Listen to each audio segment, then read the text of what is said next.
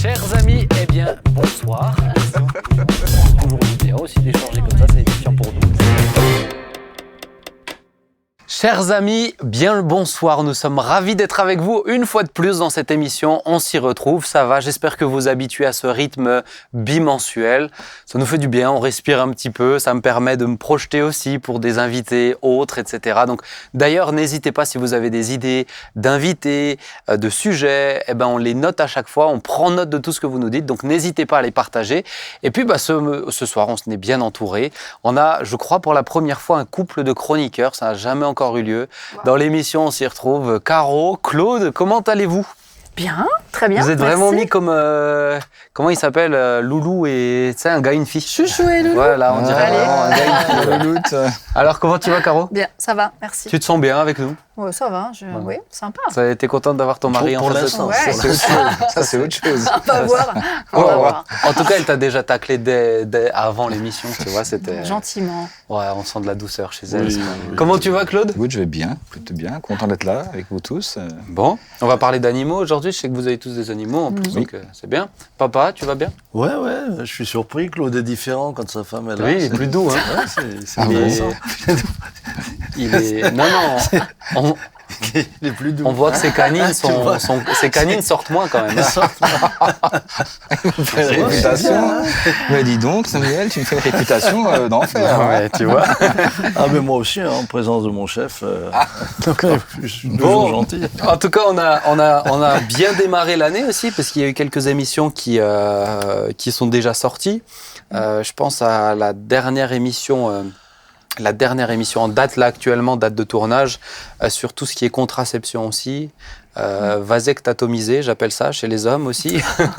Mais il y a vraiment un bon sujet là-dedans. Je pense que c'est très intéressant. On a eu un très bon sujet aussi qui est sorti sur Juifs pour Jésus. Je ne sais pas si vous vous rappelez, toi tu étais sur le plateau. Oui. Et je pense que c'était aussi une très bonne émission, chers amis, si vous voulez découvrir ça. Et aujourd'hui, on va avoir un invité que je ne connaissais J'ai pas. aussi apprécié le communisme. Tu as aussi apprécié le Oui. communisme. C'est vrai. Je pense que c'est un sujet brûlant en ce moment. Brûlant, c'est vrai. Voilà. Donc, je le disais, un autre invité, parce que sinon on peut refaire toutes les émissions, mais un autre Mais invité... c'était important de le préciser. C'est bien, merci papa, merci beaucoup.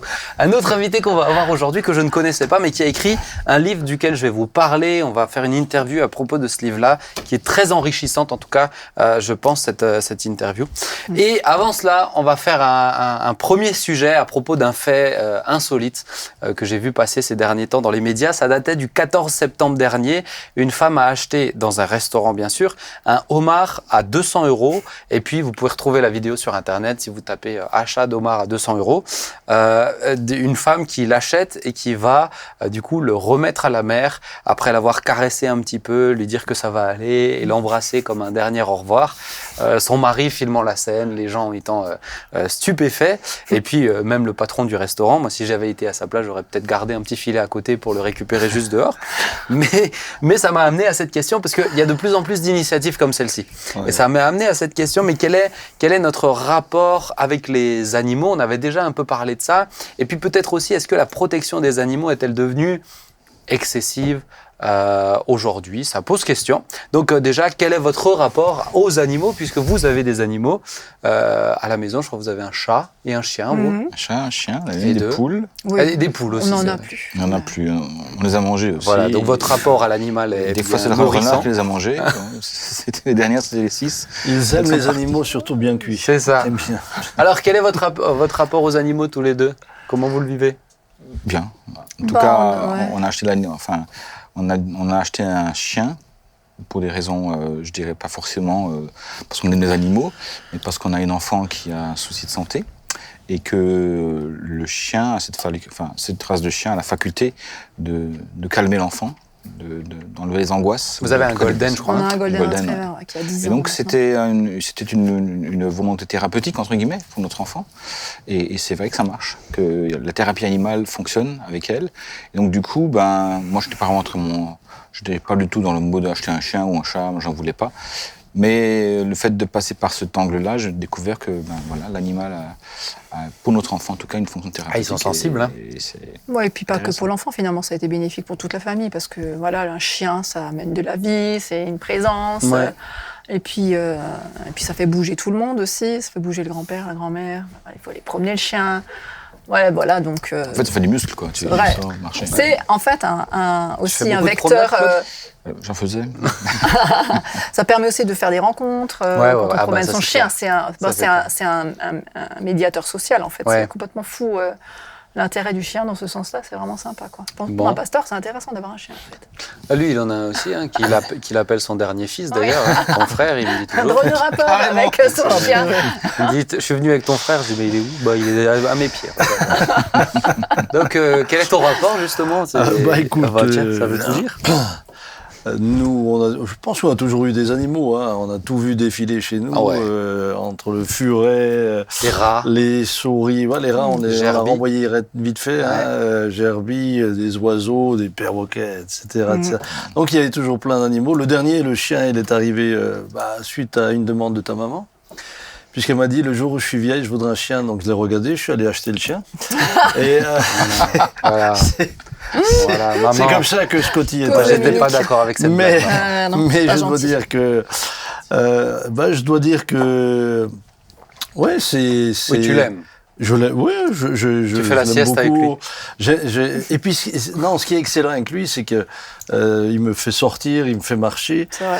Et puis, j'aime beaucoup les discussions avec lui, puisqu'on n'a jamais de contrariété, C'est marrant jamais parce de dispute. on dirait que c'est lui l'animal, tu vois. Il me fait sortir, il me fait faire la promenade. Mais C'est beau. Mais naturellement, franchement, je rentre parfois le soir, il fait froid. J'aurais pas tendance à sortir, mais voilà, j'y vais. Et puis, en même temps, je dois le dire sincèrement, hein, je pense que ta maman va nous écouter, mais en même temps, pendant qu'elle s'occupe de lui, elle s'occupe pas de moi. J'ai trouvé un élément de J'aurais dû l'inviter aussi, tu vois. J'ai réussi à dévier son attention. Parce qu'elle aussi, elle y est attachée. Hein. Ah oui. Tu sais, des fois, on est au restaurant, on est en train de manger entre nous, on n'a même pas le temps de terminer notre assiette. Tu le veux, sinon je le prends pour Scotty. Hein, ça, c'est vraiment... Alors elle, je te dis... Mais alors, on a aussi des oiseaux. J'ai par exemple une calopsite qui siffle le début de la Marseillaise, etc. Donc c'est rigolo. On avait un jour France 2 qui était là, qui prenait des images, et tout d'un coup, la calopsite a commencé à siffler la Marseillaise. Le gars, il dit « Vite, filme-la !» Ils ont quand même vu que nous sommes très patriotes. Toi, t'aimes aussi les hirondelles, hein? Tu regardes les hirondelles, là, hein? Alors, je dois dire que là, j'ai fait installer des nids d'hirondelles, nous aussi, comme vous. Aussi. Et on a un frère dans l'église qui vraiment a fait ça comme une mission. Hein. Oui, il a investi dans la Ligue. Et puis, il appartient à la Ligue. Il nous a fait mettre un hôtel à hirondelles devant l'église, où il y a une 50aine de nids, je crois. Et donc, j'en ai fait mettre 12. Et 12 c'est énorme. Moi, je les observe. J'aime beaucoup les observer et c'est vrai que ça dégage une partie des... C'est très écologique puisqu'ils mangent entre 1000 et 1200 insectes par jour. Ouais, je vais en installer. En particulier les moustiques. Donc ça, c'est vraiment intéressant. Et c'est marrant parce que lui, tu sais, du coup, il a sa terrasse et il les regarde comme ça. Et donc, il a même des jumelles. Sauf que ces nids d'hirondelles, ils sont en direction de la voisine. Donc, il est avec ses jumelles comme ça. Et on pourrait croire qu'il regarde la voisine avec des jumelles comme ça. Alors, je suis allé voir ma voisine. Je lui ai dit, écoute, si tu me vois avec des hirondelles, avec des jumelles en train de regarder dans ta direction, c'est pas parce que je t'observe. J'observe mes hirondelles. Et comme elle me connaît, elle me croit. Ouais, c'est beau. C'est vrai, mais nous aussi, moi je passe pas mal de temps, quand c'est le moment, quand il y a les petits, je passe pas mal de temps à les observer en fait. Ouais, parce que c'est super intéressant. Mais alors moi j'ai vécu quelque chose d'incroyable avec les hirondelles. C'est que quand j'avais mis les nids, ça a duré des mois, il ne venait pas. Aucune hirondelle. Et donc, l'ami en question m'avait prêté un appôt à hirondelle électronique. Tous les matins, je le mettais en route de 7h30 jusqu'à 22h. Ma femme n'en pouvait plus. Elle dit, tu peux pas arrêter ce bruit. Et ça a duré des mois. Et aucune hirondelle ne venait chez moi. Ici, à l'église, il y en avait plein. Chez moi, aucune. Et puis, voilà que mon très cher papa est décédé. Il est parti le samedi, le dimanche matin, toutes les hirondelles sont arrivées. Je le soupçonne d'avoir parlé au Seigneur et de lui avoir dit, tu vois, t'as envoyé les poissons dans le filet de pierre, est-ce que tu peux pas lui envoyer? Regarde-le, il attend pendant que sa femme bientôt déprime à force d'entendre ces bruits et je dois dire que, j'aime beaucoup. Je reverse du coup sur la question, parce qu'on a bien compris qu'on aime tous les animaux ici. Maintenant, est-ce que la défense, la protection des animaux, elle ne devient pas un peu excessive chez nous? Parce que finalement, tu verras pas ça. Je pense que difficilement tu verras au Sénégal quelqu'un acheter un animal au restaurant 200 € pour le relâcher dans la mer. C'est notre rapport à nous aussi en Occident qui fait qu'on traite les animaux comme ça. Qu'est-ce que vous en pensez un peu de toutes ces causes, cette pensée? On va revenir dessus avec notre invité tout à l'heure, mais l'homme n'est qu'un animal parmi tant d'autres et aujourd'hui il est... je pense qu'on est dans une logique qui est en train de poursuivre en train de se coller à l'évolution de la pensée occidentale par rapport à Dieu. Donc une société post-chrétienne et qui forcément se trouve de nouvelles idoles. Je pense qu'on va aller vers une espèce de remise en question de la hiérarchie des espèces. Donc comme tu disais, l'homme n'est qu'un animal parmi d'autres. Un de mes médecins que j'avais pendant mon situation de santé, il me disait, moi je suis un transhumaniste. Moi je pense que l'homme actuellement tel qu'il est, ce n'est qu'une parenthèse de l'histoire de l'homme, il va évoluer vers autre chose. Donc oui, effectivement, ça va dans l'excès. Maintenant, d'un autre côté, faut être honnête, il y a aussi eu des excès dans l'autre sens. Dans un monde chrétien, qui n'a pas toujours été très tendre avec les animaux et qui a connu des temps de cruauté, des actions cruelles avec des animaux. Donc il y a cette... parce que l'homme a fait des atrocités sur l'animal aussi. Oui, absolument. Et puis on sait aussi que quand un homme est cruel, fait des actes de cruauté sur un animal, il est capable de faire les mêmes sur une personne, en fait. Totalement. Clairement. Donc c'est sûr que là, il y a eu énormément d'abus dans ce sens. Mais c'est vrai que d'un autre côté, moi, mon sentiment aujourd'hui, c'est que, à la limite, on s'émeut davantage d'un animal qui a été maltraité que d'un gamin qui a été maltraité. Mais c'est ça. Aujourd'hui, moi, c'est ça qui me choque, c'est que c'est que les gens sont comme blasés finalement par la misère humaine, et puis du coup on se tourne vers une autre misère. Enfin, c'est assez étrange comme phénomène, je trouve que c'est vraiment bizarre. Ça reflète pas mon manque d'intérêt. Tu vois, c'est une autre race, c'est autre chose en fait. Donc là, je peux me jeter corps et âme dedans. Moi, ça m'a fait rire. Là, il y a pas longtemps, j'ai vu une vidéo d'un journaliste qui allait interviewer des gens qui manifestaient pour l'immigration. Il a dit, justement, on a des immigrés à accueillir, est-ce qu'on peut les mettre est-ce qu'on peut vous les déposer chez vous? Ah non, moi j'ai pas de place là, j'ai pas le temps là. Donc parce que finalement, avec l'humain, on a un vrai rapport qui est autre chose. Si on leur avait dit d'accueillir quelques animaux, forcément ils t'auraient dit oui. Comment qu'est-ce que t'en penses, papa? Moi, je pense qu'on devient fou. On est dans une attitude extrêmement cruelle. Des enfants se noient, des familles entières se noient parce qu'elles fuient des conditions. Elles viennent pas ici pour faire des vacances, elles fuient des conditions terribles. On trouve pas le moyen de leur ouvrir les bras. Et de l'autre côté, on traite des animaux comme des rois. Lorsque je pense que la propriétaire des plus grands hôtels niçois a légué toute sa fortune à ses 2 chiens, je me dis, mais à mon sens, c'est presque une insulte. C'est une insulte à Dieu et c'est une insulte à l'homme. Pour moi, c'est vraiment une insulte.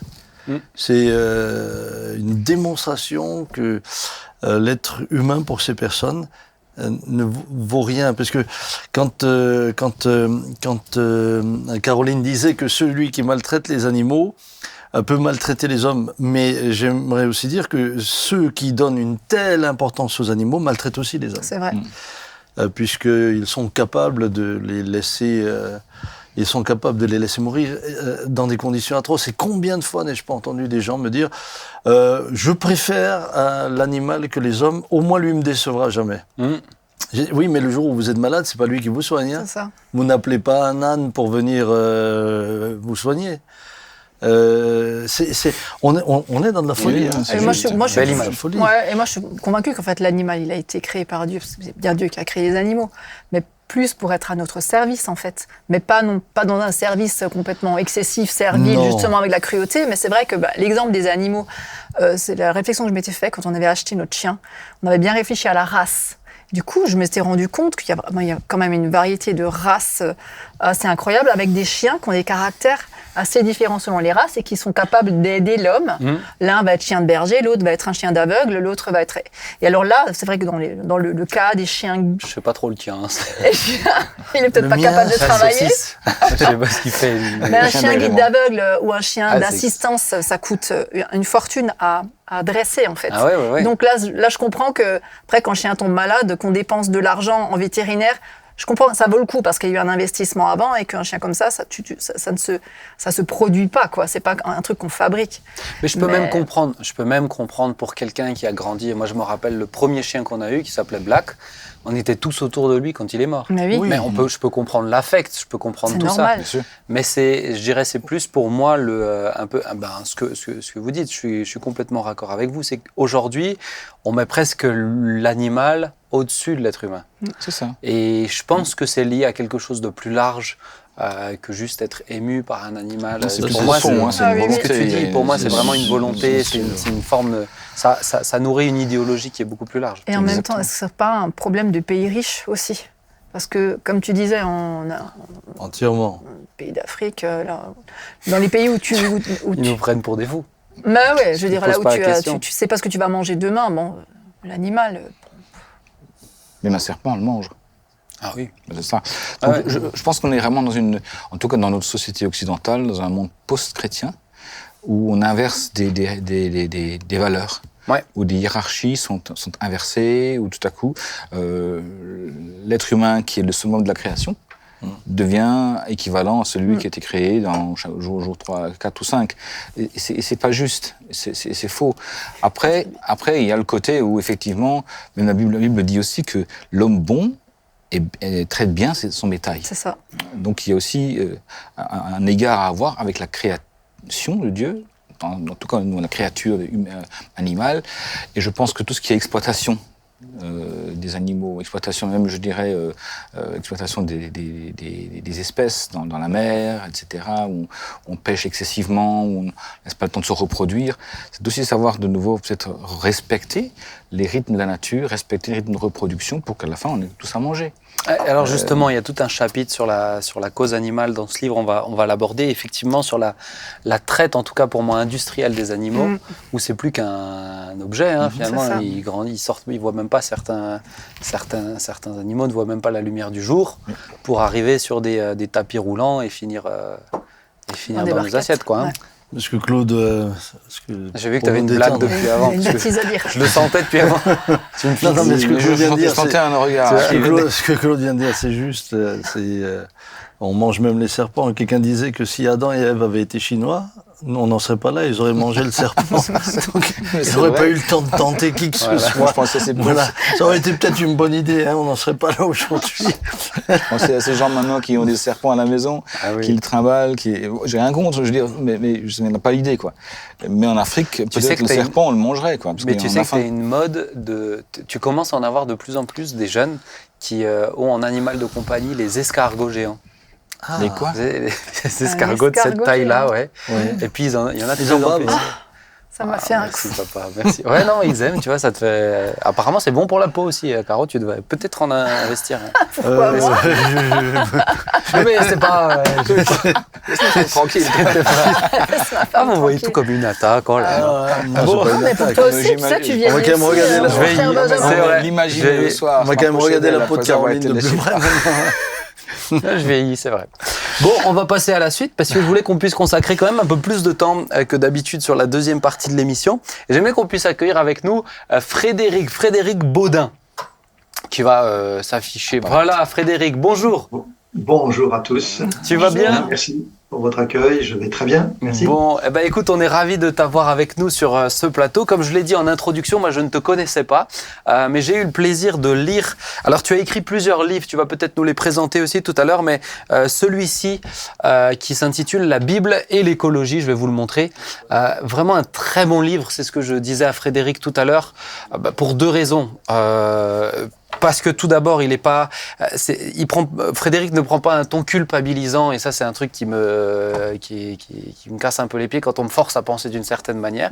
Et puis, par contre, il présente différents angles de réflexion, ce que j'apprécie aussi beaucoup. Donc, je vous encourage en tout cas à lire La Bible et l'écologie. Vous pourrez le trouver dans des très bonnes librairies, notamment une que vous connaissez probablement, qui s'appelle Philadelphie.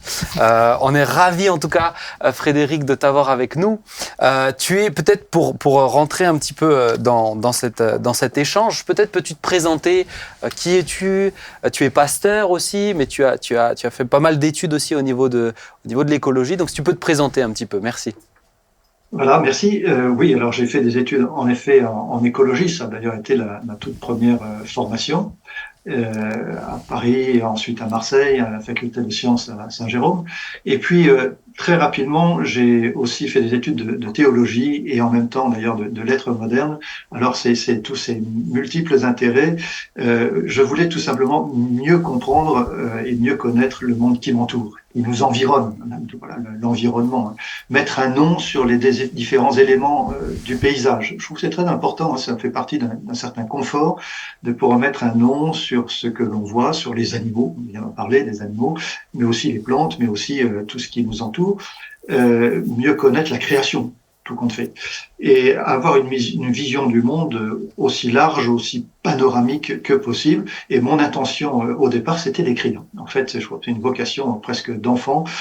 J'ai toujours aimé lire et écrire. Donc c'était un peu dans cette intention d'avoir une vision aussi large que possible pour mieux écrire, mieux appréhender la réalité. Et puis, je me suis bien sûr lancé dans le travail, dans la recherche, d'abord comme stagiaire et puis ensuite comme professionnel spécialisé dans ce qu'on appelle la dynamique de la végétation. C'est-à-dire, au fond, la conquête des espèces végétales sur des espaces dégradés ou défrichés, et pour ma part dans les zones par feu du sud-est de la France, ces zones qu'on défriche pour éviter que le feu ne passe trop facilement dans les forêts méditerranéennes. Mais dans tout cela, je ne voyais pas très bien le lien entre mon travail, donc je travaillais sur les plantes, sur cette dynamique de la végétation, sur la cartographie en particulier aussi de la végétation, et ma foi. C'est un petit peu pour cette raison, en partie, que j'ai commencé les études de théologie, un petit peu pour lier tout cet ensemble. Et dans le même temps, j'ai toujours eu un très fort attrait, depuis ma conversion, qui est survenue lorsque j'avais 17-18 ans à Paris, fort attrait, un engagement pour témoigner de ma foi en l'Évangile. Ce qu'on appelait, alors peut-être d'une certaine manière, la mission, en tout cas être témoin de cette bonne nouvelle du Christ, de Jésus, le Messie, le Seigneur, mort et ressuscité pour nous réconcilier avec Dieu. Et ça m'a amené beaucoup plus loin. Alors pendant toutes ces années, j'ai aussi accompagné, vous en avez un petit peu parlé, je crois, au début de votre émission, j'ai aussi accompagné les Juifs messianiques, les Juifs chrétiens. Travaille avec le Berger d'Israël, avec Jacques Guggenheim, ce petit journal donc juif messianique, et puis je connais aussi très bien les Juifs pour Jésus, auxquels vous avez d'ailleurs fait allusion tout à l'heure. Et puis encore par-dessus tout cela, toujours ce désir d'écrire, les études en littérature, cette réflexion sur les liens entre art et foi, où j'ai beaucoup réfléchi, écrit, publié, dont un roman d'ailleurs, et puis des essais, enfin au total à peu près une douzaine de livres, et en tout cela, me mettre au service de Dieu et de son peuple, de son Église. Voilà un peu le parcours, hein, en quelques mots, qui fut le mien. Eh ben merci Frédéric. En tout cas, ça fait plaisir d'avoir quelqu'un sur le plateau qui sait aussi de quoi il va parler, puisque oui, c'est rassurant. Je vous visais pas vous. Hein, merci pour l'ignorance. Mais les questions que je t'ai proposées, en tout cas, m'ont été inspirées en lisant ce livre. La première, c'est sur la notion de la Genèse et du terme dominer, parce que tu t'arrêtes dessus en disant mais comprenons-nous réellement ce que signifie dominer. J'aimerais que tu puisses nous dire un petit peu, mais que signifie dominer selon toi, dans le texte de la Genèse? Alors, oui, en effet, il y a ce verbe dominer, mais c'est pas le seul. Il y a plusieurs couples de verbes. Dominer et soumettre sont des verbes très très forts. On peut y ajouter les fameux cultiver et garder, le jardin. Hein. Et avant tout cela, multiplier et peupler le monde. Ce qui pose aussi un certain nombre de questions, des verbes, je disais, très très forts, qui ne sont pas sans conséquence sur ce qu'on appelle aujourd'hui notre environnement. Mais il faut tenir alors tous ces verbes ensemble, il me semble, pour en bien comprendre le sens. Et si je commence par ce fameux multiplier et remplir le monde, peupler le monde, c'est l'une des causes de dégradation de notre environnement, parce que on est passé d'environ 1 milliard d'habitants en 1800, au début du 19e siècle, à 2 milliards en 1930, donc un doublement très rapide en à peine un peu plus d'un siècle, et puis surtout de 2 à 6 milliards d'habitants entre 1930 et 2000. Donc, une multiplication par 3 en 70 ans. Ça n'est jamais arrivé, c'est considérable. Nous sommes 8 milliards d'habitants aujourd'hui dans notre monde. On parle d'explosion démographique. Or, il a fallu nourrir, abriter, équiper toute cette population sans cesse croissante. Et voilà où se situe notre domination. Quelle domination avec cet élément nouveau aujourd'hui? Et dans la Bible, dominer et soumettre sont d'abord employés lorsque Dieu donne à l'homme et la femme au commencement une mission, un mandat qui est celui donc de peupler le monde, mais aussi de le développer et d'en prendre soin. Je pense que c'était plutôt dans ce sens qu'il faudrait comprendre le fameux dominer, parce que nous sommes créés à l'image de Dieu, c'est-à-dire capables de penser et d'agir avec sagesse, avec équilibre, de faire ce qui est bon, ce qui est bien, ce qui est beau, comme Dieu se présente lui-même dans ce récit de la création au premier chapitre de la Genèse. Et nous sommes appelés, créés pour aimer Dieu et aimer notre prochain, pas faire n'importe quoi dans ce monde. Donc une domination, je dirais, empreinte de sagesse. Par ailleurs, ces deux verbes, dominer et soumettre en particulier, sont souvent employés dans la Bible, dans l'Ancien Testament, alors là je parle de l'hébreu, de la langue d'origine, dans un autre sens, après ce qu'on appelle la chute. Et vous avez tout à l'heure parlé un peu du serpent dans des termes, voilà, un peu en plaisantant, ce que je comprends très bien. Alors, en passant, j'ai beaucoup aimé l'anecdote sur les hirondelles et les jumelles, Samuel. Et alors, au passage, je vous invite à venir dans la vallée des Baux-de-Provence, où nous avons créé notre premier centre de l'association Arocha, qui, en automne, se donne la mission de compter les hirondelles. Wow. Il y en a plus de 200, 300 000 parfois qui passent au moment de la migration. Alors si vous venez avec vos jumelles, vous serez tout à fait satisfait de voir Et il n'y a pas de voisine. Et il n'y a pas de voisine. Et il n'y a pas de voisine. Voilà. Donc là, vous serez tranquille.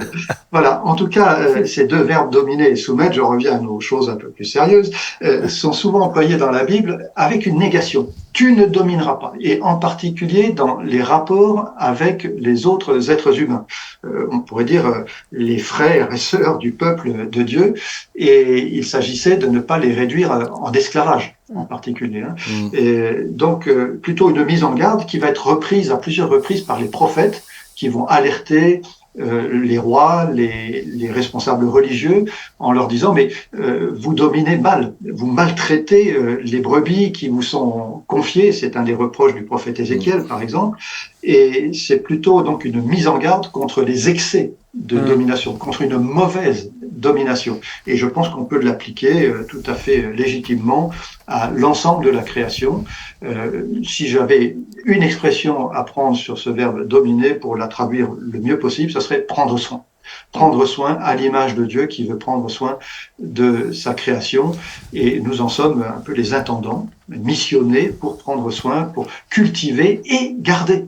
On n'a pas toujours fait le lien entre les deux. On a beaucoup cultivé et pas beaucoup gardé. Alors justement, Frédéric, moi je voulais te poser cette question en lien avec ce que tu viens de dire. Est-ce que, donc là, tout à l'heure, Caro, tu en parlais, mais est-ce que les animaux, la création est au service de l'être humain, ou est-ce que juste c'est l'humain qui a le mandat de prendre soin, comme mon fils, je dois prendre soin de mon fils, mais il n'est pas censé être je ne l'ai pas fait venir sur cette planète pour qu'il soit à mon service, en tout cas en premier lieu. Ça peut être bien pratique quand même, c'est vrai, mais toi j'ai bien compris que ce n'était pas la même pensée à mon égard.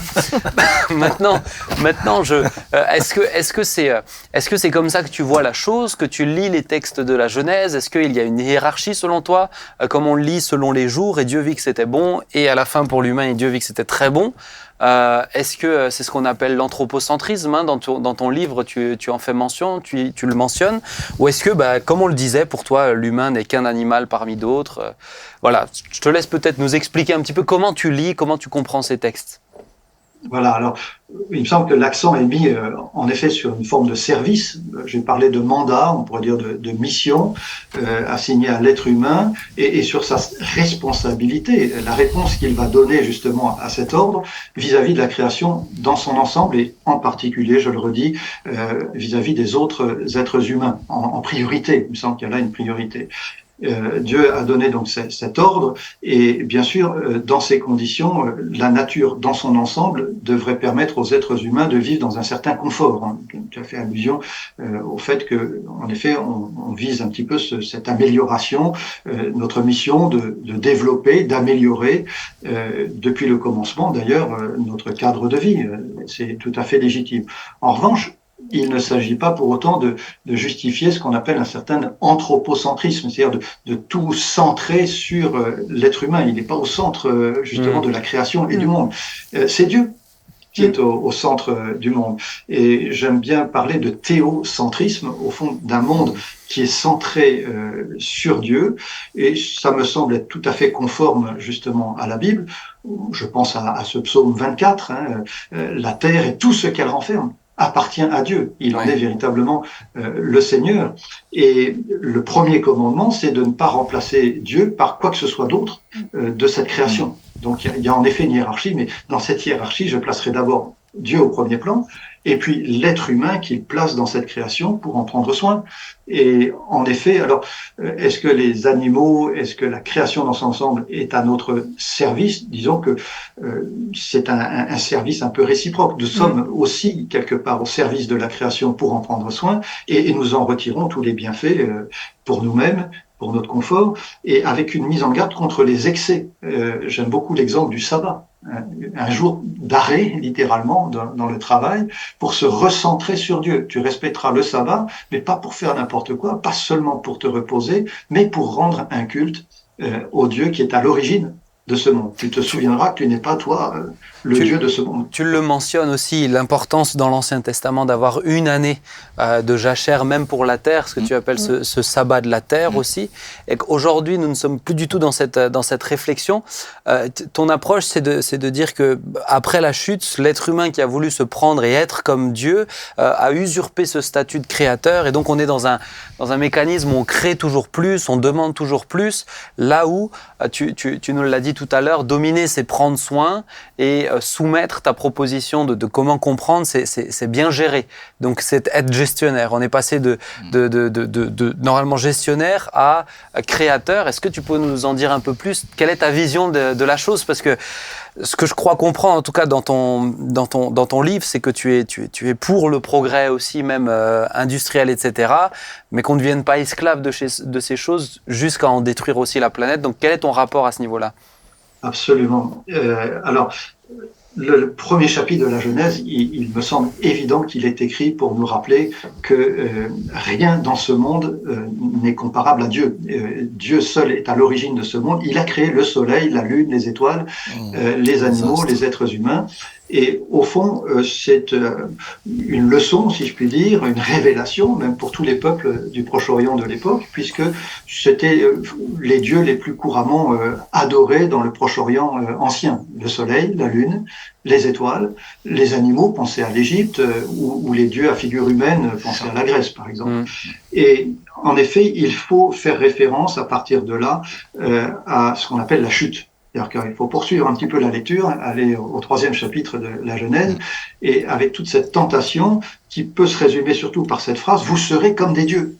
Alors, vous pouvez manger du fruit de cet arbre du bien et du mal, signifie au fond, vous pouvez être autonome, être une loi pour vous-même, et par là, faire un choix, définir par vous-même le bien et le mal, sans Dieu.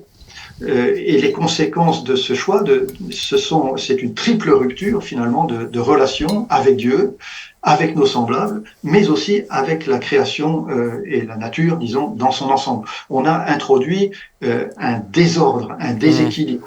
Et à ce point, j'aime bien citer les paroles de l'apôtre Paul dans l'Épître aux Romains au chapitre 1. On peut connaître quelque chose des perfections invisibles de Dieu sur sa puissance éternelle, sa divinité, lorsqu'on contemple sa création, la création. Mais de ce fait-là, on devient un peu inexcusable, puisque d'une certaine manière, dit l'apôtre Paul, on peut connaître Dieu, mais les hommes ne lui rendent pas toujours la gloire qu'il mérite en tant que Dieu. Et au contraire, c'est ce qu'il ajoute, ils s'égarent dans leur raisonnement, et leur cœur est plongé dans une sorte d'obscurité. Ils se vantent d'être sages. Alors ça, c'est tout à fait contemporain, il me semble, mais ça dure depuis longtemps. Et ils sont devenus fous. Ils ont remplacé la gloire du Dieu incorruptible par des images qui représentent l'homme corruptible, des oiseaux, des quadrupèdes et des reptiles. Voilà. Il me semble qu'il y a un renversement complet de la création. On a mis Dieu de côté et l'homme au-dessus, et justement comme dominateur, une domination sur la création, mais dans un parfait désordre. Parfait, c'est peut-être pas le meilleur adjectif, mais en tout cas dans un grand désordre. C'est une mise en désordre par rapport à la mise en ordre que Dieu avait opérée au commencement. Et cette chute, effectivement, a de nombreuses conséquences, y compris jusqu'aujourd'hui dans notre rapport avec Dieu, les uns avec les autres, y compris d'ailleurs dans le rapport entre l'homme et la femme, on le voit très bien dans ce chapitre 3, et puis avec la création dans son ensemble, dont les animaux, les végétaux et toutes les ressources de cette planète. Alors peut-être avant d'aller plus loin dans l'interview, vous me demandez de réagir sur ça. Est-ce que vous êtes d'accord en tout cas avec cette idée qu'aujourd'hui, maintenant, à cause de la chute, l'humain a pris et fonctionne comme s'il était Dieu sur la gestion de la planète aussi. Ça voudrait dire que vraiment il y a des choses qui ne devraient pas être là ou des choses qui ne devraient pas se faire de telle ou telle manière. Est-ce que vous avez l'impression qu'on est encore des gestionnaires ou est-ce qu'on est devenus les patrons ? C'est un peu la question que je voulais vous poser. Et après, on va aller un peu plus loin avec toi, Frédéric, sur l'interview. Enfin, ça me paraît assez évident, ta réponse. Une réponse. Merci. Ta question Merci, Claude. Une réponse évidente que oui, nous sommes devenus patrons. Je voulais te laisser parler un petit peu, tu vois. Voilà. Je pense que, enfin, pour rebondir sur ce que dit Frédéric par rapport à Genèse 1 et après Genèse 3, Genèse 1, ce texte de dominer, soumettre, il me semble que c'est plutôt, enfin, ça a un sens peut-être aussi de savoir maîtriser des choses, maîtriser les éléments, chauffer. C'est ça, c'est ce qu'il dit. Moi, c'est ce que j'aime. C'est apprendre à maîtriser les choses, des process industriels, la captation de l'énergie, par exemple. Ouais. Maintenant, aujourd'hui, on sait faire de l'énergie à partir de la fission nucléaire. On sait maîtriser des choses, on a appris à maîtriser, mais à l'époque, il n'y en avait pas besoin. Aujourd'hui, il faut nourrir 8 milliards de personnes, peut-être demain 10 milliards. Comment est-ce qu'on va les nourrir de manière bien? Qu'est-ce que vous en pensez? Est-ce qu'on est en surpeuplement? Est-ce qu'on est... Qu'est-ce que vous en pensez? Alors, si on va dans la ce qu'il nous a dit aussi, multipliez-vous et soyez... Alors, on va venir là-dessus. Multipliez-vous, soyez féconds. Qu'est-ce que vous en pensez? Toi, tu as été prolifique à ce niveau-là. Vraiment, un vrai évangélique. Je ne deviens pas un coupable au milieu de vous. Un vrai évangélique. Mais qu'est-ce que vous en pensez? C'est vrai que finalement, ça nous a amené cette question de nombre aussi à chercher et à innover sur comment créer de l'énergie. Et surtout par rapport à Genèse 3, où après on a l'augmentation de la pénibilité liée à la chute. Ouais. La pénibilité des grossesses, de l'accouchement, la pénibilité du travail de la terre. Donc il a fallu inventer des process qui permettent de produire suffisamment pour manger, etc. Alors après, on est dans les excès. Et voilà, je ne vais pas monopoliser la parole non plus. C'est comme Frédéric l'a dit, je pense que le péché marque une rupture avec le projet de Dieu et ce que nous sommes devenus. Aujourd'hui, les enjeux sont même plus forcément de nourrir toute la planète. Les enjeux sont des enjeux de puissance, les enjeux de faire de l'argent. D'argent. Aujourd'hui, peu importe si on doit jeter des tonnes de légumes, c'est la balance commerciale que l'on regarde. On les met dans les poubelles. Il faut produire moins pour faire augmenter les prix ou produire. Enfin bref, on est là dans une logique qui n'a plus rien, qui n'a plus au centre ni la création, ni Dieu d'abord, ni l'homme, ni la création. Et c'est des enjeux de puissance. Ouais. Des enjeux de puissance. Je parlais hier avec un chef d'entreprise. Je dois dire, je suis sorti, cet homme avait 350 employés, je suis sorti, mais j'avais l'impression d'avoir été dans un film. Lorsqu'il me disait comment les attributions de marché se faisaient, lorsqu'il me disait comment, après une attribution de marché, eh bien, de manière ensuite souterraine, on l'appelait en disant il faut changer ça, ça. Ici, vous touchez pas, c'est nous qui avons. Enfin bref, c'est hallucinant. On est absolument pas dans ce qu'on nous laisse voir et croire, mais on est dans une logique qui amène tout ce qu'on est en train de déplorer aujourd'hui. Même quand tu vois des milliers de kilos de légumes qui sont jetés, pas parce qu'ils sont mauvais, mais juste parce qu'ils rentrent pas dans le statut, dans le cadre, je dirais, dans les gabarits et même esthétiques.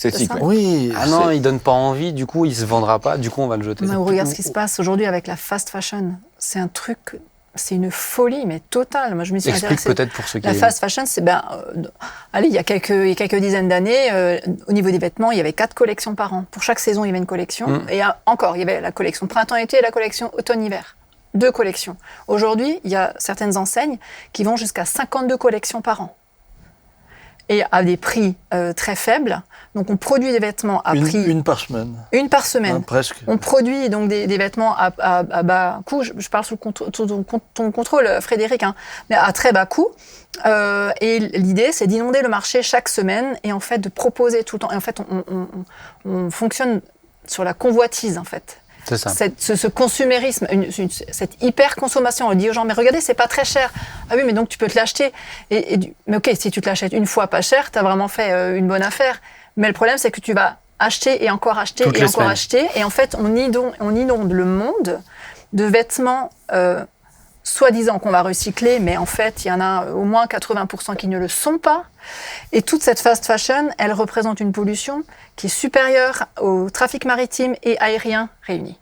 Voilà. Et ça ne nourrit personne. Enfin, ça nourrit peut-être péniblement les personnes qui travaillent dans ces industries, qui sont en plus très mal payées, qui travaillent dans des conditions très difficiles et tout. Et voilà, ça c'est vraiment l'exemple d'une folie, mais complète, quoi. Mais je veux dire, qui a besoin de changer toutes les semaines de vêtements? Je veux dire, c'est du délire. On en revient à l'homme qui, ne croyant plus en Dieu, ne croyant plus en l'éternité, il faut tout rapidement et maintenant. C'est ça. Et en même temps, le péché nous a coupés de Dieu et détruit la planète sur laquelle nous sommes. J'ai aimé vraiment, en tout cas, l'approche de Frédéric quand il dit, mais on a changé de registre. On était censé être gestionnaire, mais un gestionnaire, il gère des biens qu'on lui confie. Aujourd'hui, c'est nos biens à nous, c'est notre propriété. Oui, on ne rend plus compte à quelqu'un de quelque chose. C'est ça. Parce que ce quelqu'un n'existe plus.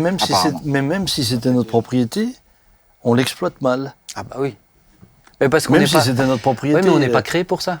Non. On est créé gestionnaire. On n'est pas créé pour avoir la réflexion globale. Frédéric, tu me permets d'aller un peu plus loin parce que Claude l'a mentionné et je voulais revenir sur ça. Est-ce que tu peux nous expliquer un petit peu ce qu'est la deep écologie? Et après, j'aimerais qu'on rentre un petit peu dans comment, en tant que chrétien, ici en 2023, ça peut devenir un peu concret parce que sinon, heureusement, c'est pas que des belles idées. Il y a aussi de la réflexion concrète et je pense que c'est important de terminer sur ça. Mais peux-tu nous expliquer ce qu'est la deep écologie? Oui, alors juste un tout petit mot, je suis tout d'accord avec vous dans ce que vous avez exprimé sur la surconsommation, ce désir d'un enrichissement excessif, et juste pour rappeler quand même ce que Jésus dit, on peut pas adorer Dieu et Mammon. Non. Et les mises en garde contre la cupidité, l'amour des richesses, dont l'apôtre Paul dit d'ailleurs que c'est une forme d'idolâtrie. Et on revient toujours à ce renversement, ce désir de s'enrichir. Je pense aussi à cette parole de l'apôtre Paul à Timothée, si vous avez la nourriture et le vêtement, cela vous suffira. Alors, à méditer, c'est peut-être plus compliqué dans les détails. Alors, pour ce qui est de la deep ecology, l'écologie profonde, on l'appelle aussi écologie radicale, c'est tout un mouvement qui prétend que l'être humain, justement, n'est pas au centre. Il y a toute une critique de ce qu'ils appellent l'anthropocentrisme, y compris d'ailleurs de ce qu'ils qualifient d'anthropocentrisme chrétien, parce qu'ils considèrent que les chrétiens, et c'est vrai, vous l'avez dit d'ailleurs, les chrétiens se sont parfois très mal conduits, il faut l'admettre, dans leurs excès, dans leur façon de traiter le monde, et assez peu bons gestionnaires, on peut le reconnaître. Ceci dit, ça n'est pas une raison pour rejeter l'être humain à la périphérie et au fond aplatir un petit peu toute chose en faisant l'égal des autres êtres vivants, voire de tout élément de cette terre, avec des glissements également de type, on pourrait dire panthéiste, où on considère que Dieu est dans toute chose, dans la nature, et l'être humain n'en est qu'un élément. Et alors, dans la deep ecology, vous avez même un courant ultra radical qui prétend que si l'être humain disparaissait, la nature s'en porterait d'autant mieux, parce que l'être humain est la cause, le responsable de tout ce qui va mal, en quelque sorte. Hein. Alors, c'est un peu caricatural, mais c'est quand même bien cela. C'est un mouvement, au fond, redoutable, qui relativise absolument, si je puis dire, les données fondamentales et de l'anthropologie biblique, hein, de la place que l'être humain a par rapport à Dieu et par rapport à la création, et qui en fait un élément finalement très périphérique. Hein. C'est, je crois, le plus important à retenir. Et qui a tendance alors à mettre, au contraire, la nature dans son ensemble, les animaux notamment, un peu sur un piédestal. On revient toujours à cette forme de renversement, j'ose presque dire d'idolâtrie, hein, lorsqu'on remplace toujours Dieu par autre chose. Et en l'occurrence, voilà. Alors, j'ai bien entendu aussi ce que vous avez partagé entre vous sur la question animale, et il y aurait beaucoup à dire, bien évidemment, sur ce sujet, mais ça fait partie de tous ces courants qui renversent un peu les situations. J'aimerais avoir ton avis, Frédéric, sur... Alors, je ne vais pas dire que c'est une généralité, c'est une grande majorité, pardon, mais quand même, particulièrement dans la jeune génération qui est quand même très concernée aussi par la cause écologique, hein, elle est sensibilisée à ça, il y en a beaucoup, mais dans le milieu chrétien, il y en a de plus en plus qui presque arrivent à une forme, je dirais, d'idolâtrie de la planète, où c'est même plus la Bible la question, c'est même plus le... alors c'est Gaïa, ça on parle d'autre chose, là c'est vraiment une vraie spiritualité qui est en dehors. Nouvel âge. C'est le New Age, mais pour moi, c'est même chez certains croyants et chez des jeunes, beaucoup, c'est devenu la priorité, etc. J'aurais voulu avoir ton avis et je la rattache à une deuxième question, c'est on entend bien les défis écologiques. Maintenant, dans notre contexte à nous, en 2023, en parlant de défis idéologiques, de défis éthiques, je vais le dire comme ça, mais est-ce que c'est une bonne cause, mais est-ce que c'est la priorité qu'un chrétien peut et devrait avoir ? Alors, il y a beaucoup de choses hein, dans ta question. J'ai mis tout ce que je peux. Alors, la première chose, je suis très conscient que les jeunes vivent dans cet état qu'on appelle aujourd'hui d'éco-anxiété. C'est-à-dire qu'ils sont anxieux pour des raisons, on va dire, écologiques. La croissance de la population, hein, c'est vrai que ça fait un petit peu peur. Hein. Comment on va nourrir, abriter, équiper 10 milliards d'habitants, puisque c'est à peu près ce qu'on estime. Alors, en sachant que ça va être un maximum. Il y aura ensuite une décroissance de la population, qui déjà, d'ailleurs, a lieu dans beaucoup de pays de ce monde, en Asie et en Europe. Donc, il faut être aussi conscient de tout cela. Donc, des facteurs anxiogènes hein, liés à l'écologie, la nourriture, l'air qu'on respire, l'eau qu'on boit, etc. Et je comprends que les jeunes soient inquiets. Et par ailleurs, en effet, ils reprennent un peu sans recul, sans esprit critique, les slogans, si j'ose dire, à la mode. Il faut sauver la planète. On entend beaucoup ça. En réalité, il faut surtout sauver l'être humain de ses mauvais travers qui font qu'il massacre en quelque sorte la planète, ou il en abuse en tout cas. Et justement, une grande partie de mon discours repose sur cette tentation de la démesure, de franchir les limites. Et je pense qu'en effet, nous devons revenir en tant que chrétiens, au moins, je dirais pour nous, c'est presque une forme de témoignage de notre foi, une des conséquences de notre foi, revenir à une certaine mesure, un certain équilibre dans notre façon de vivre dans ce monde. Et là, je rejoins tout à fait les questions concrètes soulevées par Benjamin. Il a tout à fait raison hein, de nous ramener un peu à la réalité. Nous avons besoin de revenir à cette réalité de la vie quotidienne, et dans notre vie quotidienne, de réfléchir à ce qu'on peut faire ou ne pas faire. C'est tout à fait légitime de se poser la question. Moi, j'aime beaucoup le terme d'économie. Alors aujourd'hui, l'économie, ça peut être la science économique avec tous ces mouvements et tous ces travers aussi. Mais à l'origine, le terme signifie surtout de prendre soin de bien gérer notre maison. Oikos, c'est la maison, c'est notre maison. Alors on peut la prendre à toutes les échelles. Notre maison personnelle, notre maison à l'échelle de plusieurs familles, d'une communauté, y compris la communauté chrétienne. Hein, je pense que c'est pas mauvais d'y réfléchir, ou d'une ville et d'une région, etc., etc. Mais voilà, un sens un petit peu de l'équilibre, en rappelant que l'écologie, précisément, c'est une science des équilibres, des relations entre les êtres vivants et leur milieu. C'est la définition même de l'écologie. Donc c'est bien de revenir à une véritable éco. On retrouve notre fameuse maison. Écologie, là aussi, c'est une bonne gestion de notre espace en général. Alors, pour venir sur du concret, ça veut dire quoi? Il faut c'est consommer moins d'eau, consommer moins de viande. C'est qu'est-ce qu'un chrétien voyager moins. Mais moi la question c'est qu'est-ce qu'un chrétien en Occident? En Occident, en 2023, il y a tout un chapitre justement parce que tu dis à bicyclette sur pourquoi pas les initiatives dans les grandes villes, etc. Après, il y a d'autres questions. J'aimerais quand même venir dessus. Je vois le temps, mais j'ai 2 questions qui me semblent vraiment encore importantes sur les fausses bonnes idées, notamment sur la question, par exemple, de voitures électriques, etc.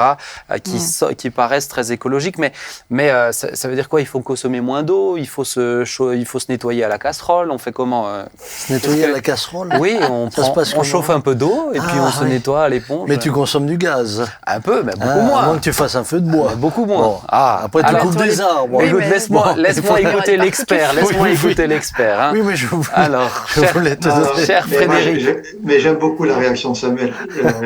Il a raison.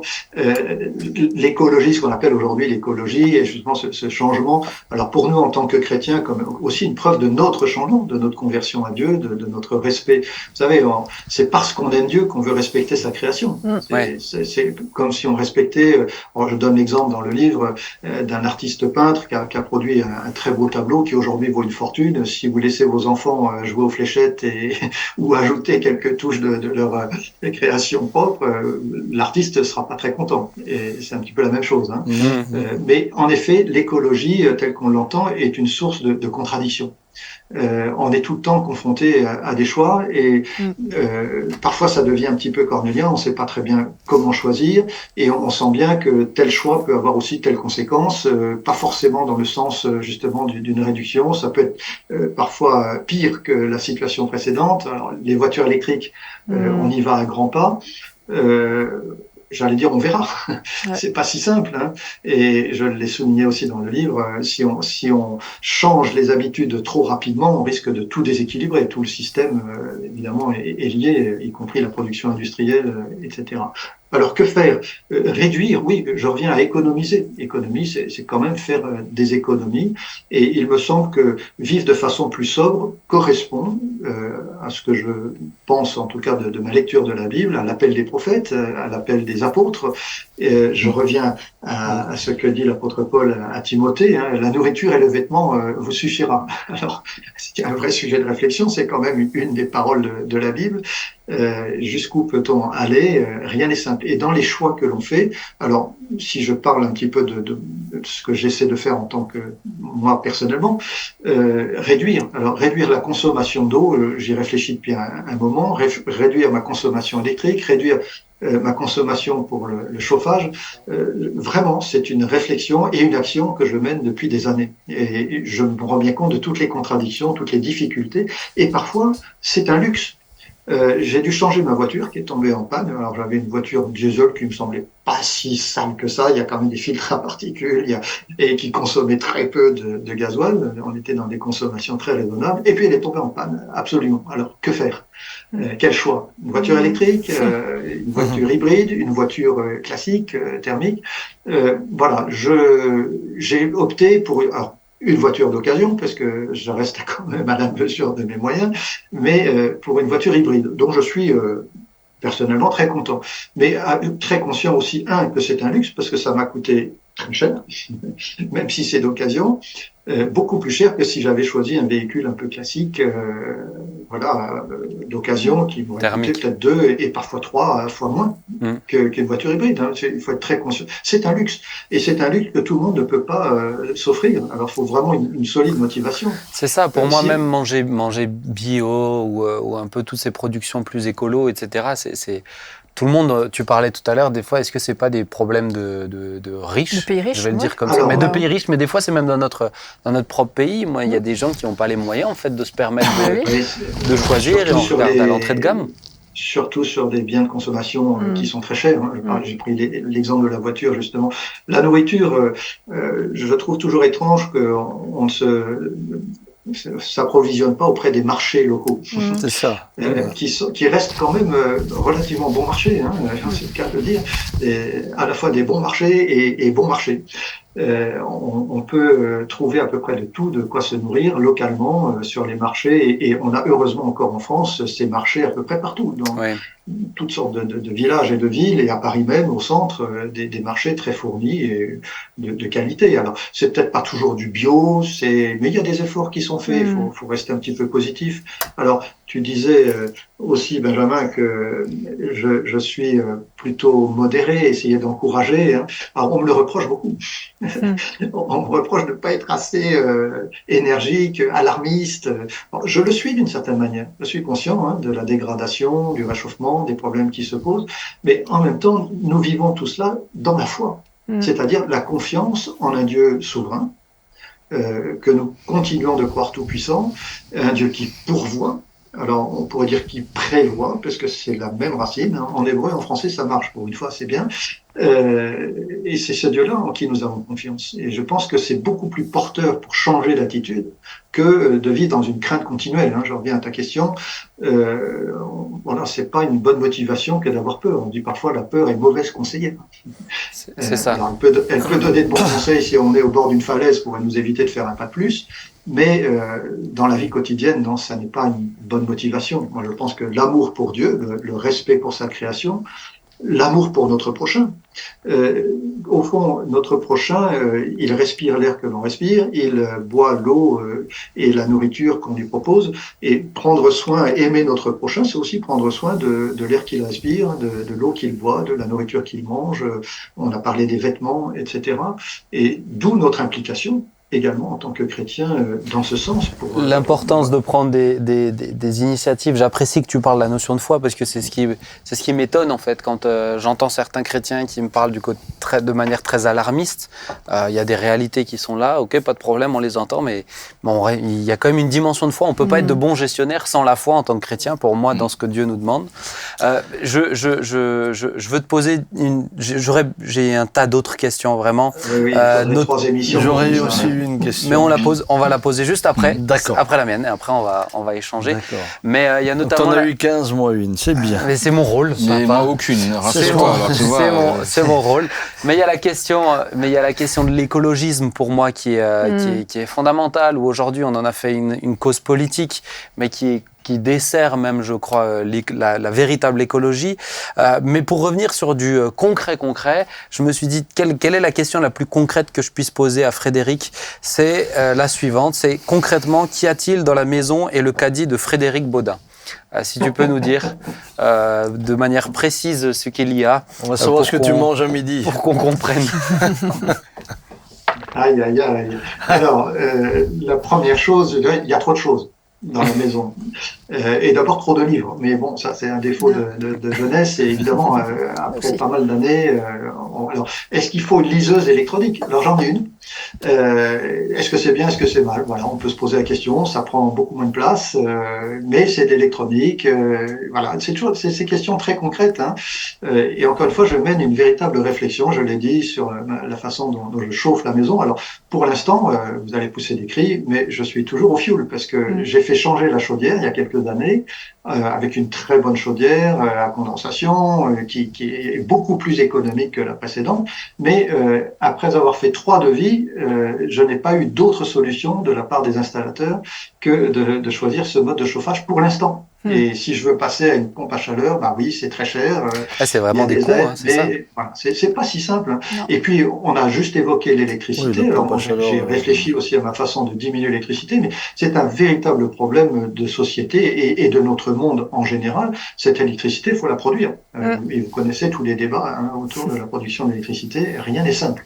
Chose que je dis aussi très très souvent. Mais revenons à ce qui se trouve dans la maison, dans mon caddie. Oui, je l'ai dit, nous, alors, depuis très longtemps, on s'approvisionne pas tout à fait là où les caddies circulent, mais plutôt sur les marchés locaux.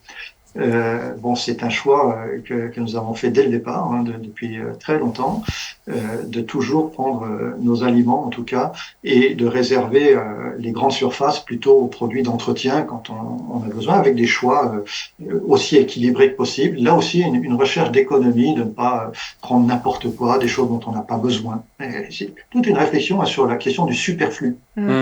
Et c'est pas facile parce que là encore dans une maison, alors j'ai des cadres, j'ai des comment dire, des tableaux, il y a des illustrations, il y a des objets, mais qui font partie aussi de notre quotidien et qui nous aident à vivre. Vous avez parlé des animaux de compagnie. Alors nous n'avons pas d'animaux de compagnie.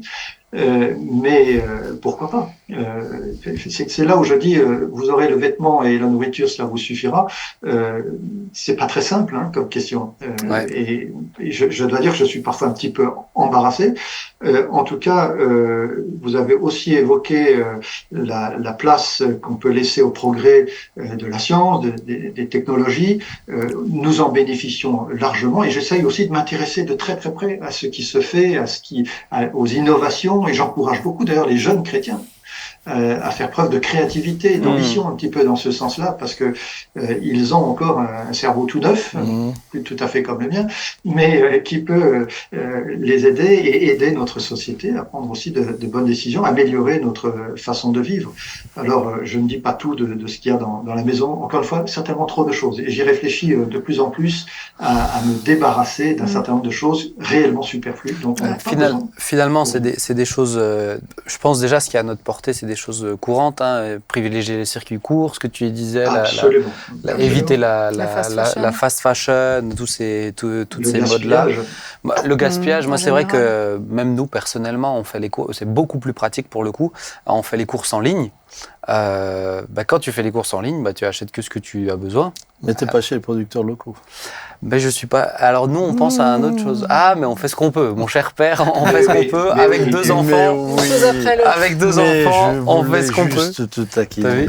Mais c'est pas simple. Mais faire des courses en ligne, ça te permet de pas acheter de manière compulsive. Il y a une réduction sur ça, on va le prendre, mais tu le prends parce qu'il y a une réduction, mais t'en as pas besoin. T'as acheté une réduction en fait. C'est ça. Alors, l'association Arocha propose sur son site et un certain nombre aussi de pistes intéressantes, une association chrétienne donc de protection de l'environnement, qui a été créée au début des années 80 par un pasteur protestant évangélique. Et je trouve que là aussi, ça aide à trouver l'équilibre un petit peu et une certaine mesure dans notre façon de vivre, de consommer, de voyager, etc. Elle va être dans la description d'ailleurs. Tous ceux qui voulaient creuser un peu le sujet et ce livre. Il y a également le site de Frédéric Baudin. Alors j'ai toujours un problème sur l'ordre Terre. Alors c'est pas mon site, ça, c'est le site de Terre Verte. Ouais, c'est ça. De tout le travail qui se fait au Burkina Faso, qui est un très très bel exemple. Alors, je me permets de vous montrer le livre. C'est ça, c'est une initiative que tu as fait au Sahel. Si vous le voyez bien. Juste plus en face de la caméra. Voilà, parfait. Un bocage au Sahel. Un bocage au Sahel. C'est des entretiens avec Henri Girard qui a créé ce bocage. On voit un petit peu la photo là, du bocage en arrière-plan. Et au premier plan, le sol complètement dégradé. C'est une véritable restauration du milieu naturel avec une agriculture qui permet et totalement, sans intrants chimiques, je dirais une véritable permaculture dans le meilleur sens du terme, et qui permet de restaurer l'environnement et de nourrir la population locale dans les meilleures conditions. C'est ce que j'ai vu de plus beau. J'ai beaucoup voyagé dans ce monde et dans les milieux dégradés pour accompagner justement des projets de développement agricole et un petit peu dans ma spécialité. Et là, j'ai vraiment trouvé un très bel exemple. Terre verdure, en un seul mot. Terre verdure. On va te mettre en contact avec Eric Toumi aussi, notre missionnaire qui a fait cette initiative à Beersheba. Parfait. Et Beersheba, bien sûr. Papa, tu avais une question, je sens que tu trépignes d'impatience. Non. Juste avant cela, le chef d'entreprise avec qui j'étais hier, ils ont inventé une nouvelle éolienne, ne dégradant pas le paysage, etc. Le problème, c'est que les gros groupes les gros groupes, évidemment, cherchent à imposer leur manière de voir les choses. Mais ce serait intéressant que je te mette en contact avec lui, en tout cas. On va faire les prises de rendez-vous après. Du coup, mais pour dire que dans les milieux chrétiens, il y a des gens qui réfléchissent, il y a des gens qui ont d'excellentes idées. Vous n'avez pas idée, mais il y a énormément de startups. La deuxième des choses, je voulais te faire plaisir pour que tu saches que je veux aussi participer à cette évolution des mentalités. J'ai transformé ma cuve à fuel en cuve à eau. Voilà, moi j'ai mis aussi des cuves à eau. Il paraît que c'est interdit par la loi, semble-t-il. La récupération d'eau de pluie, mais aujourd'hui, il y a pour le moins une grande tolérance. Non, c'est pas interdit. Ce qui est interdit, c'est que si tu l'utilises pour ta machine à laver, etc., il faut que tu mettes un compteur pour qu'il puisse te facturer ce que tu renvoies dans le réseau. L'assainissement. L'assainissement, voilà. Donc là, j'ai maintenant une cuve de 7000 litres, tu vois, sous le sol. Très bien. Mais c'était pas ça ma question, bien sûr. Merci, ta question. Sans être climato-sceptique, trumpiste et tout ce dont l'on pourrait nous accuser, peut-on aussi peut-être envisager que oui, il y a eu des périodes de réchauffement, il y a eu des périodes glaciaires, il y a eu des changements. Peut-on forcément tout constamment attribuer uniquement à l'humain et culpabiliser toute la société sous tous les angles possibles? Alors, il y a des années que je réfléchis à cette question depuis très jeune, puisque dans le cadre de mes études, j'ai eu plusieurs cours sur la climatologie, la microclimatologie et sur aussi les grandes variations climatiques, si vous voulez, au cours des âges. Ce que l'on peut dire, et je le tiens surtout d'un chrétien éminent qui est décédé récemment, la sœur John Houghton, qui a été l'un des présidents et vice-présidents du fameux GIEC et des rapports du GIEC. Je l'avais invité au début des années 2000 à Paris pour une conférence dans le cadre du lancement de l'association Arocha. Et il nous avait très clairement démontré le rapport de cause à effet entre l'augmentation des gaz à effet de serre et le réchauffement climatique. Bon, c'était pas totalement nouveau du reste, hein. Il y a des gens qui ont tiré la sonnette d'alarme encore plus tôt, mais il me semble indéniable que la production de gaz à effet de serre depuis l'âge industriel, hein, donc on va dire depuis environ 2 siècles, siècle et demi, est une des raisons principales du réchauffement climatique actuel.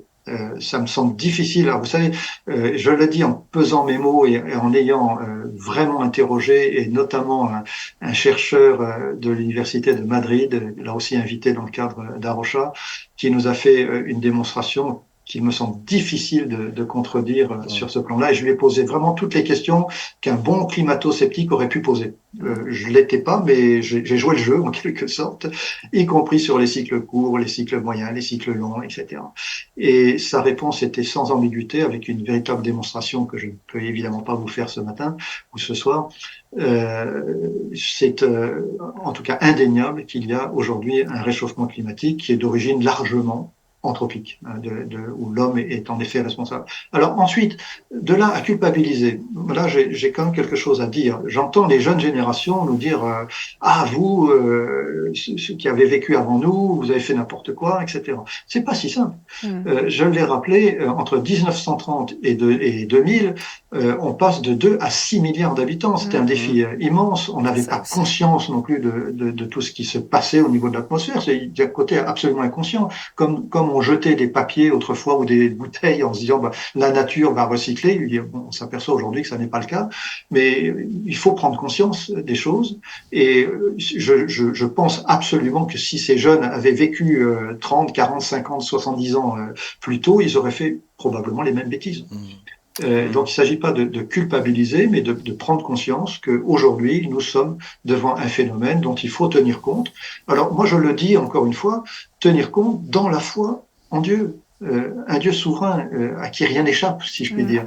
et un Dieu qui donne la paix. Vous aurez une paix qui surpasse toute intelligence. Alors, affrontons la réalité, oui, avec nos responsabilités. Après tout, je pense que c'est bien de prendre conscience de nos erreurs et essayons de vivre d'une manière plus cohérente, en sachant qu'on va pas tout résoudre. Enfin, nous savons très bien que d'une manière ou d'une autre, depuis 20 siècles, Jésus a dit qu'on s'acheminait vers une fin. Mais cette fin n'est pas une fin en soi. Comme je le dis toujours, on va tous mourir un jour, notre corps, en tout cas, va mourir, mais nous prenons soin de notre corps tous les jours. Heureusement, on mange, on se lave, on prend soin de ce corps, quelle que soit l'issue. Et je pense que c'est la bonne attitude que nous devons avoir aujourd'hui en tant que chrétiens, témoins de notre foi, porter ces fruits de l'esprit qui sont aussi des signes visibles de notre foi, de la présence de Dieu dans notre vie. Et dans ces fruits, eh ben, il y a de bonnes choses concernant la création dans son ensemble. Le fait d'avoir une certaine retenue, une maîtrise de soi, la douceur, la bonté, enfin, tous ces fruits s'expriment aussi dans notre rapport avec les autres et avec notre environnement dans son ensemble. Merci pour ta réponse, Frédéric. Frédéric, merci beaucoup. Le temps est, ça fait bientôt 1h15 qu'on est là ensemble. Juste une dernière réflexion. Frédéric. Les amis, vous pourrez faire d'autres entretiens, papa, ça Frédéric, juste papa, c'est une prise d'otage, ça c'est plus une qu'en écologie, on ne dit pas souvent. C'est une prise d'otage. C'est que on nous encourage à laisser la voiture, on nous encourage à se mettre à plusieurs dans une voiture, etc. Ça serait aussi intéressant de parler des problèmes que cause, par exemple, le divorce. J'ai eu un maire, par exemple, qui me disait, à cause du divorce, on doit multiplier le nombre de constructions et d'appartements. Ça serait aussi bien d'attaquer ça. Voilà. D'autres émissions qui, voilà. Je t'ai pas... Si, c'est dommage. Je suis prêt à recommencer quand vous voulez. Mais avec grand plaisir, Frédéric, parce qu'effectivement, on pourrait aborder, il y a plein de questions. Tu verras que dans la prochaine émission avec toi, je ne serai pas présent, il va m'éliminer, je le sais. Non, c'est juste dommage de ne pas respecter celui qui est censé animer, parce que c'est plein de questions qu'on aurait pu aborder. J'ai entendu au départ que Samuel était réputé pour bien parler et beaucoup parler. Oui, et pas écouter non plus. En tout cas, merci beaucoup Frédéric pour ce temps. Il y a plein de sujets que tu abordes, notamment même sur la question de la fin des temps dans ce livre, le rapport à la planète dans la fin des temps, chose que j'apprécie beaucoup. Donc merci, n'hésitez pas à vous le procurer. Il est dans la description aussi, la Bible et l'écologie. Frédéric, merci pour le temps que tu nous as consacré aussi, et puis tout ce que tu as pu nous apporter, je crois que c'est édifiant, il y a grand plaisir. On refera une émission aussi pour traiter d'autres angles peut-être un peu plus précis. Et merci à toi aussi, Benjamin, et à vous tous. C'est un plaisir d'être avec vous. Merci beaucoup Frédéric. À bientôt. À bientôt. Bon, on arrive, le temps passe, moi on me passe mon temps à me reprocher. Ben oui, papa, t'as pas l'habitude qu'on te le dise, hein, mais si, effectivement, des fois tu écoutes pas, ce qui pourrait être un peu dommage. C'est sûr que j'aimerais... Parents, obéissez à vos enfants. Mais non, mais à l'animateur, à la chroniqueur, obéissez à l'animateur. Je pense que ça pourrait être quelque chose. Il faudrait un nouveau chapitre dans l'évangile. Oui, mais j'aimerais qu'on puisse prier en tout cas, parce qu'effectivement, je crois qu'il y a des enjeux, et il l'a mentionné, en tout cas l'angoisse liée à la planète, c'est des choses qu'on voit très souvent chez les jeunes, qui ont aussi un impact fort. Il faut dire qu'on la met à la pression. Justement, je veux dire, il n'y a pas une émission, il n'y a pas un journal qui n'est pas éco-anxieux. Et ce genre de livre aborde les faits, mais n'est pas anxiogène. Donc j'aimerais qu'on puisse prier pour ça. Claude, si tu veux bien prier, avec grand plaisir. Seigneur, nous te bénissons pour ces entretiens, pour ces échanges qui nous enrichissent, qui nous aident à réfléchir, à cheminer. Et nous te prions que tu nous inspires chacun pour sa part dans justement la sagesse qu'il lui faut pour permettre que l'environnement que tu nous as donné, cette terre que tu nous as confiée pour que nous la gérions, pour que nous en prenions soin, pour que nous la cultivions, pour que nous la peuplions, etc., qu'elle puisse non pas être dégradée, mais restaurée. Nous voulons nous rappeler que tu es le Dieu de la rédemption, celui qui restaure des relations. Et nous voulons croire que des gens restaurés dans leur relation avec Dieu, restaurent leur relation avec les semblables, mais aussi avec leur environnement. Et nous en faisons partie. Permet que nous devenions des exemples à cet égard-là. Non pas en mettant de l'anxiété dans les cœurs des uns et des autres, mais en mettant des modèles en charité. L'amour pour Dieu et pour le prochain et pour l'environnement. Sois béni, Seigneur, pour ta sagesse que tu nous donnes et que tu nous donnes sans nous faire de reproches. Gloire à toi. Amen. Amen. Eh ben merci cher père, une fois de plus. Tu as fait une belle démonstration de Samuel Peter Schmidt. Merci Claude, merci Caro. Je regarde plaisir. certaines émissions ailleurs et je vois que les animateurs doivent aussi parfois subir les assauts des chroniqueurs. C'est bien, là, c'est des prises d'otages, c'est plus des assauts là. Les assauts, c'est quand on peut les arrêter. En tout cas, chers amis, que Dieu vous bénisse. Rendez-vous dans 2 semaines. Vous le savez, c'est toutes les 2 semaines. Mais prenez le temps. Des sujets comme cela, c'est vraiment l'occasion de vous arrêter, de lire le bouquin, de reprendre les échanges. J'ai essayé de rentrer un peu plus en profondeur sur certaines questions. Et puis de creuser ces sujets, de les partager, de mener des réflexions sur 2 semaines. 2 semaines suffisent amplement, en tout cas, à avoir une bonne réflexion. Je te le rends dans 2 semaines. Tu négocies ça avec la directrice de la librairie. Que Dieu vous bénisse. Qui te fera le prix à avec très bientôt. Ciao, ciao.